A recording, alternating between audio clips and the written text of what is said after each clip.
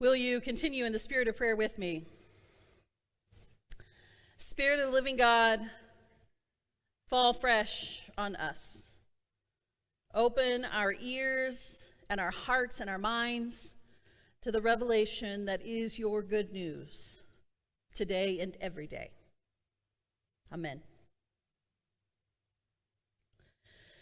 You've no doubt heard of the Gospel of Matthew that Sandy just read for us, probably Mark, Luke, John. Maybe you've even heard of the Gospel of Thomas, yes? Or the Gospel of Mary Magdalene. But have you ever heard of the Gospel of Winnie the Pooh? A few years ago, the Reverend Dr. Bruce Epperly wrote a profound theological marvel called The Gospel According to Winnie the Pooh.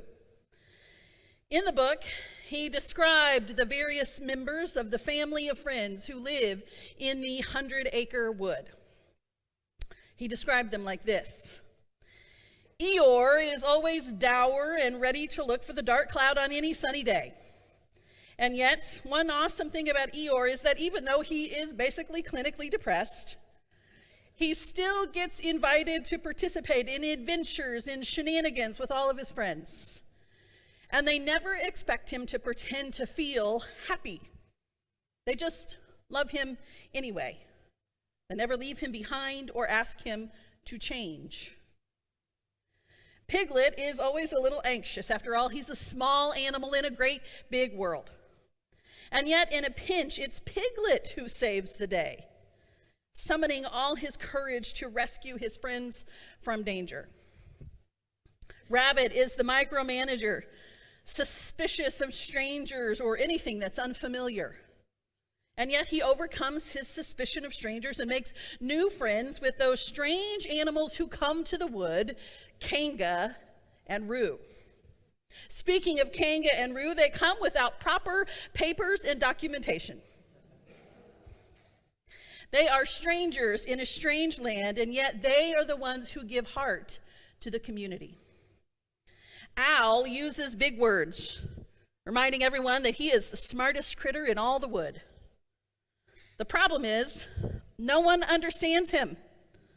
And once he gets talking, he doesn't even understand himself. Yet, he is infinitely loved. Then there's exuberant Tigger, hopping through the forest, talking loudly, showing how happy he is, yet he is a regular nuisance, disrupting the order of things and causing chaos. And finally, there is that honey-driven Pooh, who meanders throughout the wood, always in search of a snack or a honey beehive. A bear of very little brain, but all heart and love.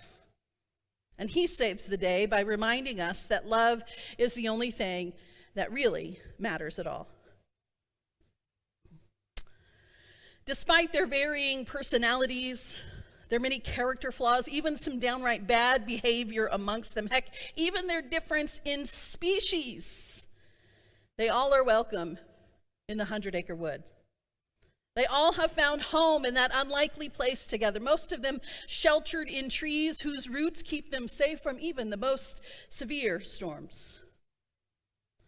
The point of Epperly's Gospel of Winnie the Pooh is that the 100-acre wood sure can look a lot like the local church when we get it right. Let's think about that for just a minute, specifically to our context here at Downey. Think first about yourself in that context. If you were asked to identify which one of the characters from the 100-acre wood you would say you are most like, who is it? Tigger? Who said Tigger? Amy? Yeah, I hear that. I received that from you and affirm that. Self-knowledge. Anybody else want to share? Who are you? Only the Tiggers want to share. How appropriate. Maybe you're the lovable Pooh Bear who brings their friends together. Maybe you're a bit more like Eeyore, a bit depressed and gloomy. Now, how about the others in our midst? Without calling out people, friends, which is a very Tigger thing to do, just out of excitement. Without calling out people, who would you say is a piglet or a rabbit or an owl in our midst here at Downey? One isn't better than the other, because the truth is they all are needed to make the 100-acre wood feel like home.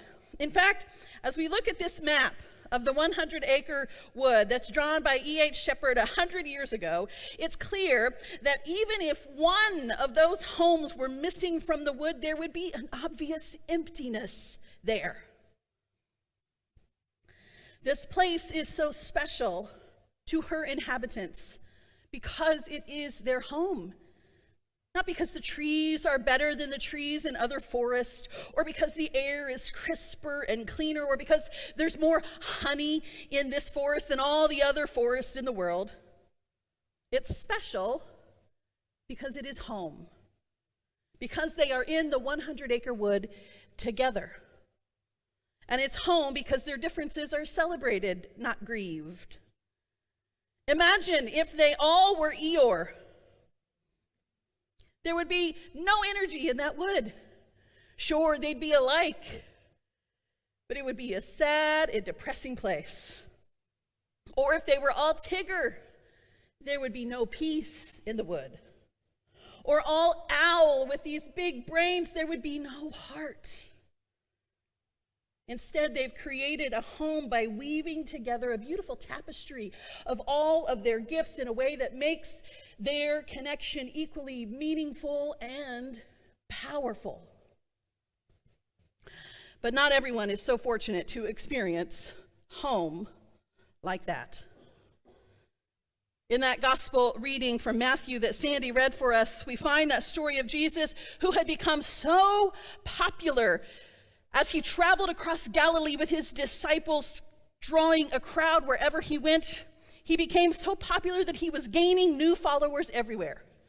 Not social media followers like we think, literal followers. People who traveled with him wherever he went. When one such person declared their intent, their desire to leave their life and follow after Jesus, Jesus did not say, "Sure, come on. We're heading west this time." He also didn't say, "Well, friend, that's very nice of you, but we are full up on disciples at the moment. Maybe check back in later." Instead, he answered in that typical cryptic fashion that Jesus often used. He said, "Foxes have holes, and birds of the air have nests, but the Son of Man has nowhere to lay his head." In other words, what he's saying is, are you sure you want to follow me? Because I have no home. And if I have no home, then you will have no home too. Now, what's interesting here is that there is a slight contradiction in Matthew. If we stop there, we miss the contradiction. But if we keep reading, as soon as Jesus declares that he has no place to lay his head, in the next sentence, the gospel writer says this of Jesus. "Then Jesus got into a boat with his disciples. A windstorm suddenly arose on the sea, so great that the boat was being swamped by the waves. But Jesus, who had no place to lay his head, was" what? Asleep. Jesus was actually asleep. Now, what I read in those following verses is that there was, after all, one place where Jesus felt comfortable enough to lay his head, even in the midst of a deep and billowing storm, and that one place was in the presence of his disciples. Sure, Jesus may not have had a brick and mortar home like you and I do, but Jesus found home in his disciples. So much so that he could lay in the bottom of the boat and sleep peacefully while the storm raged on above. That sure sounds like home to me. Jesus, friends, was just like us. He needed home, sanctuary, safety. He needed his own 100-acre wood, and it ended up being with the people that he kept closest to him. There's a scene in the 2018 movie Christopher Robin. That movie is a live-action film with Christopher Robin all grown up as an adult, a man with his own family now.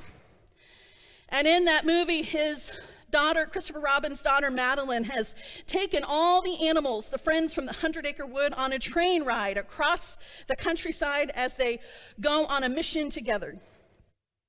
During the ride, Pooh suggests that to pass the time, they should play a little game. Pooh says, "Look out the window and name what you see." Piglet chimes in first. "Panic, worry, catastrophe."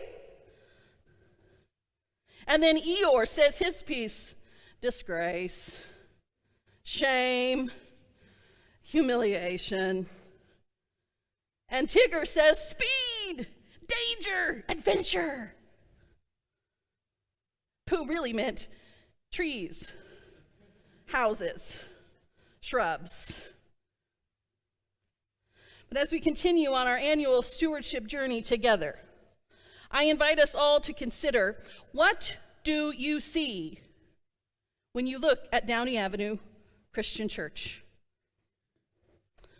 And what might others see when they look at Downey Avenue Christian Church? My prayer is that we see a welcoming home, a place for those who've got nowhere to lay their head, either literally or figuratively. A place where Jesus himself would be so comfortable that he could lay his head down and rest here, even if nowhere else. A place that we return to together after we venture outside of the 100-acre wood and do the work that God calls us to, and then come home together here.